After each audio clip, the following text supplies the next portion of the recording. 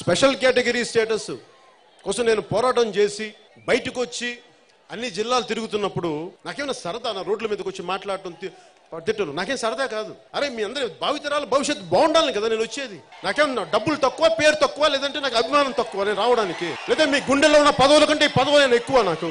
ఒక భగత్ సింగ్ స్ఫూర్తి, ఒక పటేల్ స్ఫూర్తి, ఒక అంబేద్కర్ స్ఫూర్తి, ఒక దామోదరం సంజీవయ్య గారి స్ఫూర్తి. అరే అలాంటి మహానుభావులను చూసి మనం ఎంతో కొంత చేయాలి. కేవలం మన కోసం పడకూడదు, జీవితం కాదు అందరి కోసం బతకాలన్న సదుద్దేశమే కదా రాజకీయాలు తీసుకొచ్చింది. మరి నేను వచ్చి పోరాటం చేస్తున్నప్పుడు ఆ రోజున ఎవరు నిలబడలేదు. నాకు అందరు నన్ను ఒంటరి వాడిని చేసి వదిలేశారు, నన్ను నా జన సైనికుల్ని మా ఆడపడుచులను. ఒక్క పార్టీ నిలబడలేదే. నిండుకుండా తీసుకొచ్చి వెళ్తుంటే తూట్లు పొడిచే వాళ్ళని మొత్తం కారిపోయింది.